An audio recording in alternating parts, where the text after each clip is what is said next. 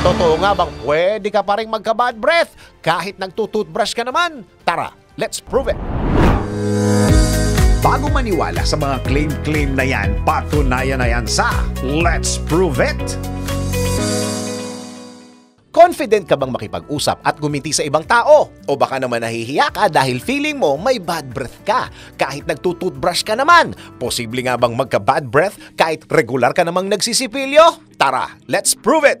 Ang bad breath o halitosis ay dulot ng odor-producing bacteria na nag-grow sa bibig, kung saan ang sulfur compound na nire-release ng mga bakterya ang gumagawa ng amoy sa iyong hininga. Kaugnay nito, ipinaliwanag sa kidshealth.org na ang mga pagkain gaya ng sibuyas at bawang ay naglalaman ng pungent oil. Ang oil na ito ay dumadaloy mula sa lungs patungo sa iyong bibig.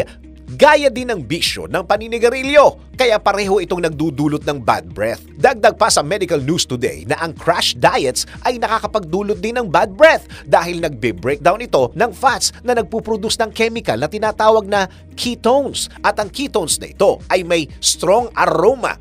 Bukod dito, ipinaliwanag din sa mouthhealth.org na ang pagkakaroon ng iba't ibang sakit gaya ng cancer, liver failure o metabolic diseases tulad ng acid reflux o GERD at heartburn ay nakakapagdulot ng bad breath dahil sa regular na reflux ng stomach acids. Maring dahil sa dry mouth o kulang sa pagpoproduce ng saliva sa bibig kaya nagkakaroon ng mabahong hininga. Kaya naman payo ng mga eksperto gumamit ng mouthwash na may antiseptic ingredients. Ngunit paalala ng mga eksperto, temporary lamang ito at mag-toothbrush ng at least twice a day. At kapag hindi pa din umukay ang iyong bad breath after mong gawin ang mga nasabing steps, kumonsulta na sa iyong dentista.